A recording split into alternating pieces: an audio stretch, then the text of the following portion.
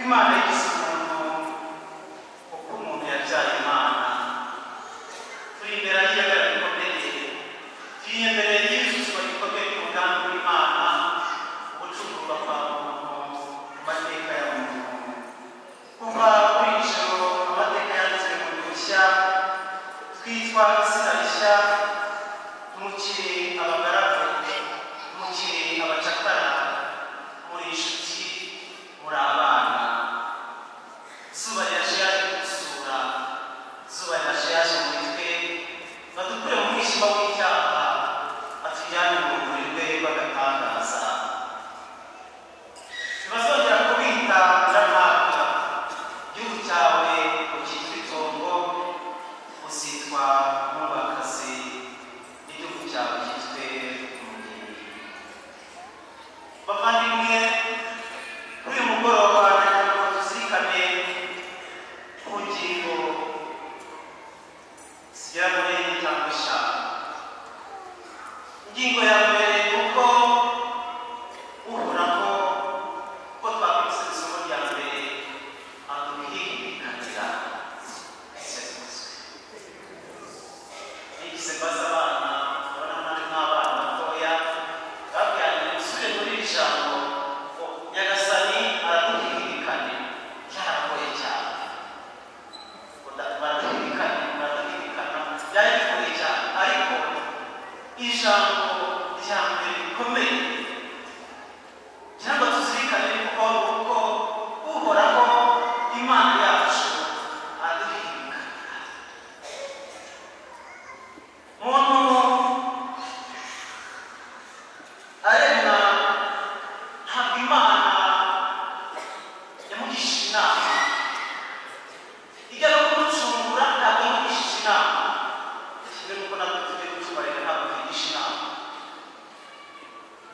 ibyo yabikoze kubera urukundo rwayo rutagereranywa kubera uburyo iduhihibikanira igakora ibyo twe tutabonesha amaso inyuma y'icyiza tubasha gukora ibyo tugeraho byinshi hakaba hari ikiganza cyinshi cy'Imana iki ni ikintu gikomeye bavandimwe gituma umuntu abasha kwigiramo icyizere akigiramo amizero ahamye yo kubaho n'igihe gikomeye akagira n'imbaraga zo gukomeza urugendo kubera ko nizeye kandi nizera ko nyagasani akwihibikanira naho byaba bikomeye arwanira ku rugamba kandi nizera ko nzabitsinda.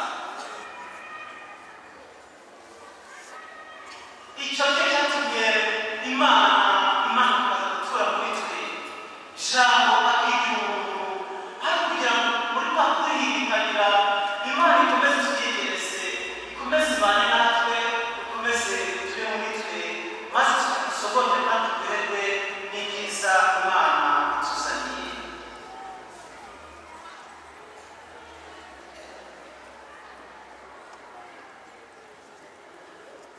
Imana rero yabyawe n'umuntu n'umubyeyi Bikira Mariya ishaka ko tuyibona mu bantu kandi tukayishyira abandi tukayakira mu buzima bwacu bwa buri munsi tukizera ko ihari kandi turwanirira kandi tukihibikanira. Ingingo ya kabiri twazirikanaho kuri uyu munsi muzitwa izina rishya muzitwa izina rishya nyagasani Imana yawe arakwishimiye uzitwa izina rishya. Bavandimwe Yesu mu kwigira umuntu byose byarindutse bishya uzitwa izina rishya hari amazina twahawe kubera amateka yacu cyangwa se amazina ubwacu twebwe ubwacu twiyita.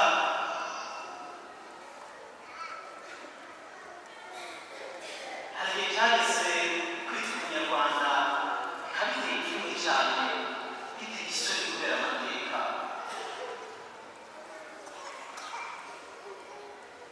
Hari igihe cyageze cyangwa se hari igihe kigera ugasanga umuntu kwitwa bimuteye ipfunwe bityo n'ahantu ari.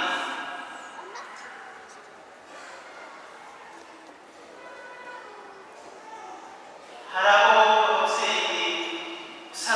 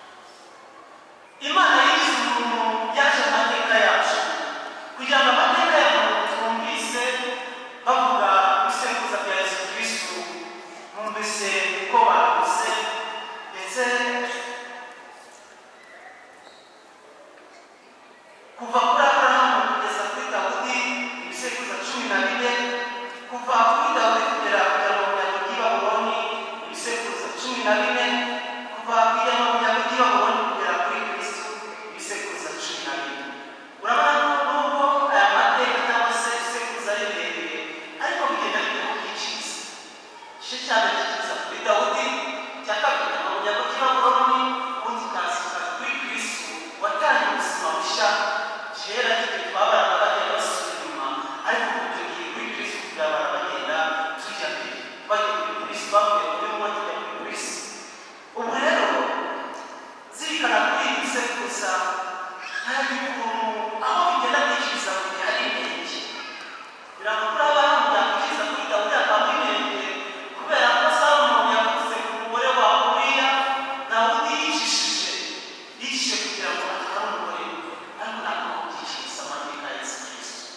Bikagenda byiciriza kuri Dawidi mu munyago ry'i Babuloni, Yesu Kristo mu mateka y'ubuzima bw'umuryango kubera ibyaha byabo bagiye kujyana i Babuloni gucakara n'icyaha, gucakara yagasanyije mu mateka yacu. Rero ntabwo ari ayo bari kuvugamo gusa, ahubwo hari n'ayo tubaye twese twe ku giti cye adashaka kureba amateka y'icyaha.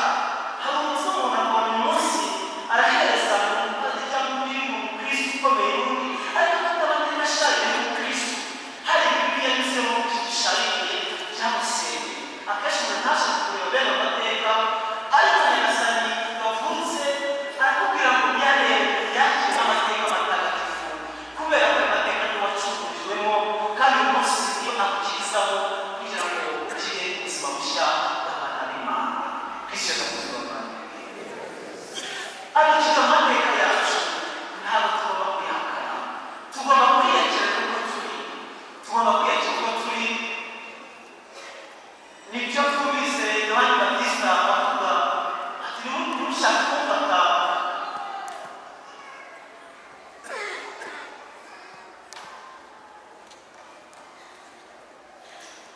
ntidushake kumfata ngo ntabwo ari uwo mukeka. Yohani Batista avuga ntabwo ari uwo mukeka, ahubwo inyuma yawe hari undi unduta uri hagati muri mwe. Yohani Batista akenshi usanga rero twebwe dushaka kubaho uburyo abantu badutekereza, aho kugira ngo twiyakire mu buzima mu mateka y'ubuzima bwacu, twakire abo turiho. Bamwe bagahindura n'amazina yabo, ikibazo dufite mu kibazo gikomeye. Ijambo rigeze umuntu kugira ngo tube Imana, aho kugira ngo tube abo turiho, buri wese amateka y'ubuzima bwe ayakire. Nta usanga umuntu mugufi abashaka atakora n'abana kubara umufindo ajya kumuvugisha akagenda kumubona akagura umuntu afari kuyaga yaba ari ikibazo ashaka kumubura yagiye cyaba ari ikibazo. Umuntu ubanye abwira afite imibiri yirabura ashaka gushaka ibindi bishaka azamukoroho n'ibindi byagererwa nayo kundi kumumera abantu abona kwirema atari jambo rigize umugabo utwara tukiyakira utiyakiriye amateka y'ubuzima bwawe ntabwo wakira Imana ibaye, ntabwo bishoboka. Umuntu kugendana n'ibigezweho ntabwo bishoboka.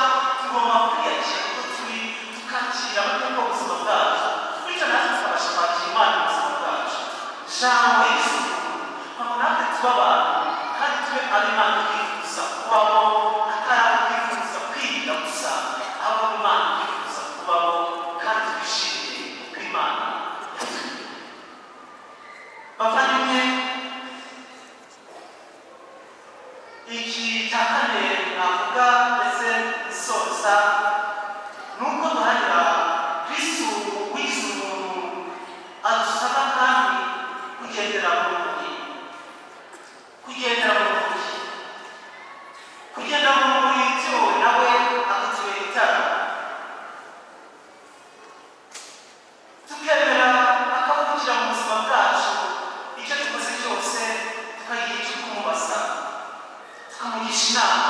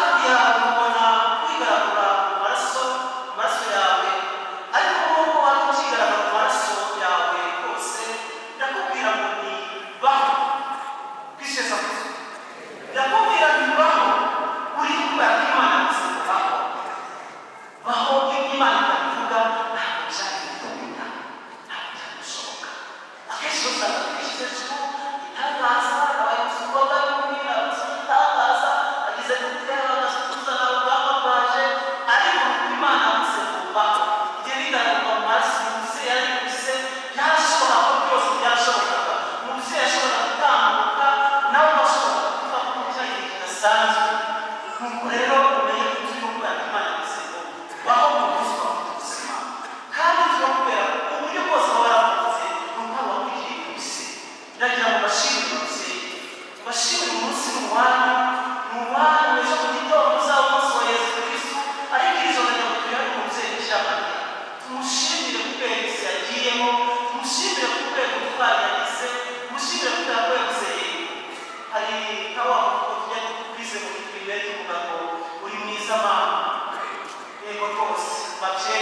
abantu ntabwo bizi neza yashikiye kinini ariko ndagira ngo twabwire ngo uri mwiza koko bakunze kubwira ababyeyi babo batakiri uri mwiza koko si ukubeshya si utakaye we bisanzwe ahantu barashakanye cyane reka tubwire umubyeyi gushyira amarira uri mwiza mama nawe kandi bakaba muzareka kubwira n'abagore bawe bakanyuma ntabwo ari abamama banyu ariko ni beza baratubyaye ntirabizitarira kujya kuvuga ngo reka ndebe uko byagenze hari ibanga rikomeye umubyeyi agira n'umwana umugabo kasi ndagira ngo dukomeze tubashimire rero dusanga umubyeyi gushyira amaboko dukomeze dufashe kubungabunga ubuzima adufashe gukomeza kwakira imana muri mu buzima bwacu kandi ubw'imana ituzaniye ibyiza kuko jambo y'ijuru kugira ngo dukure mu mwijima tujyane mu mubiri buri wese aharanira kubungabunga ako kana gato kari kuvukira muri wowe kubera ko karoro gafite gashobora kwangirika bikomeye